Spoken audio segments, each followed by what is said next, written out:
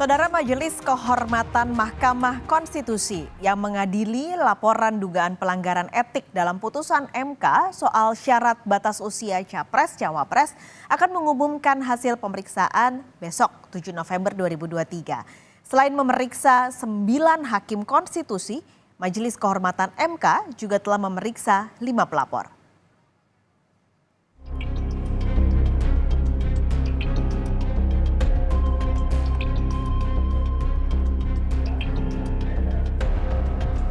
Majelis Kehormatan Mahkamah Konstitusi siap mengumumkan hasil sidang pemeriksaan atas dugaan pelanggaran dalam putusan batas usia minimal Capres dan Cawapres pada 7 November 2023. MK menyatakan telah membuat kesimpulan atas hasil pemeriksaan tersebut. Sebelumnya, Majelis Kehormatan Mahkamah Konstitusi telah menerima 21 laporan yang masuk soal dugaan pelanggaran etik Hakim Konstitusi. Hakim Konstitusi MK dilaporkan atas pelanggaran etik terhadap putusan perkara syarat usia Capres-Cawapres pada 16 Oktober 2023. 9 Hakim Konstitusi pun diperiksa Majelis Kehormatan MK. Bahkan, Ketua MK Anwar Usman diperiksa 2 kali oleh Majelis Kehormatan MK. Jelang putusan Majelis Kehormatan MK yang akan dibacakan, Anwar mengaku siap atas kemungkinan sanksi yang akan ia terima. Ini ada yang diklarifikasi, terutama juga mengenai ada putusannya atau hasil RPH, hasil rapat permusyawaratan hakim yang bocor. Prof, dengan tanggal 7 putusannya dibacakan, akan siap dengan segala sanksi ataupun? Semua harus siap lah. Ya, oke? Terima kasih, Prof. Ya, terima kasih. Sementara itu, Ketua Majelis Kehormatan MK Jimli Asidiki menyebut bukti telah lengkap termasuk rekaman kamera pengawas atau CCTV soal materi gugatan yang sempat ditarik lalu diajukan kembali ke MK. Putusan ini nantinya akan menjawab masing-masing tuduhan atau laporan dari pelapor. Semua bukti-bukti sudah lengkap, ya, baik keterangan ahli, saksi. Sebenarnya kalau ahli itu para pelapor ini ahli semua, ya kan. Lagi pula ini kasus tidak sulit membuktikannya. Yang sangat bermasalah ini terbukti bersalah. Iya loh. Banyak laporan. Banyak laporannya kan 21 semuanya. Padahal kami ini ad hoc ditugasi hanya 30 hari, tapi alhamdulillah kita selesaikan 15 hari. Bukan hanya memeriksa 9 hakim, Majelis Kehormatan MK juga telah memeriksa 5 pelapor dalam persidangan. 5 pelapor yang dihadirkan yakni atas nama Perhimpunan Pemuda Madani, Perhimpunan Bantuan Hukum dan HAM Indonesia, Tim Advokasi Peduli Hukum Indonesia, Badan Eksekutif Mahasiswa Universitas NU Indonesia, dan Kantor Advokat Alamsyah Hanafiah.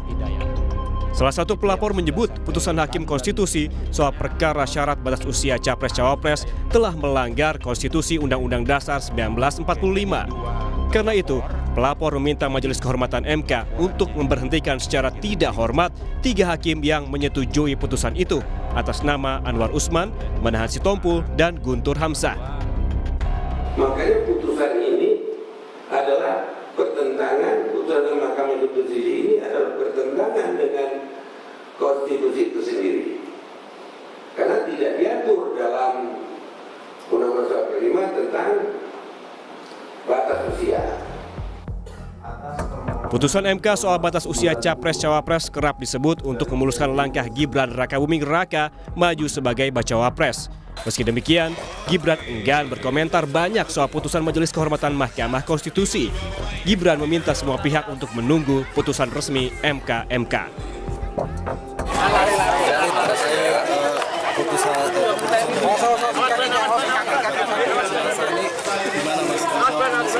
Ya ditunggu aja, oke? Makasih. Mas ini nggak khawatir mempengaruhi pencalonan jebakan? Ya ditunggu aja keputusannya, oke? Makasih. Di sisi lain, Sekjen PD Perjuangan Hasto Kristianto menilai Majelis Kehormatan MK bisa memberi keputusan yang terbaik dan adil. Hasto mengatakan Mahkamah Konstitusi memang seharusnya berdaulat dan kembali sebagai benteng demokrasi. Ya, kami percayakan pada Mahkamah Kehormatan Mahkamah Konstitusi, percaya pada kenegarawanan dari Prof. Jimli. Ketika pengaduan begitu banyak dari akademisi, dari para ahli hukum tata negara, ini sebenarnya cerminan nurani yang terkoyak. Cerminan rasa luka yang mendalam ketika hukum yang seharusnya mengedepankan keadilan itu sudah dimanipulasi sedemikian rupa demi kekuasaan. Kita nantikan apakah putusan MK terkait batas usia Capres dan Cawapres melanggar etik. Jika terbukti, maka Hakim MK akan diberikan sanksi sesuai tingkat kesalahan. Majelis Kehormatan MK juga dinilai tidak bisa membatalkan putusan Mahkamah Konstitusi. Hanya saja, putusan MK bisa digugat lagi untuk uji materi. Tim Liputan, Kompas TV. Kita langsung sapa jurnalis Kompas TV Abel Insani dari Gedung MK Jakarta. Abel, selamat siang. Jadi jelang pembacaan putusan besok, untuk hari ini apa agenda dari MK?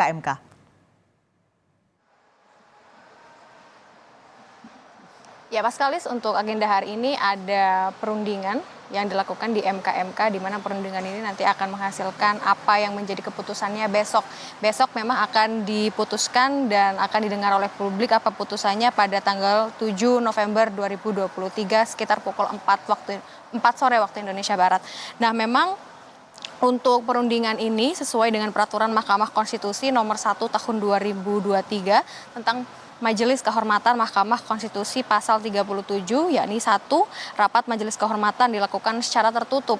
Yang kedua, rapat Majelis Kehormatan mengambil keputusan antara lain A, pembahasan hasil pemeriksaan pendahuluan, B, pembahasan hasil pemeriksaan lanjutan, dan C, pembahasan dan penyusunan putusan Majelis Kehormatan. Sehingga memang untuk agenda hari ini adalah perundingan, tetapi memang tertutup atau internal, sehingga kita hanya bisa menunggu nanti bagaimana selesai dari rapat perundingan yang dilakukan di kantor MK.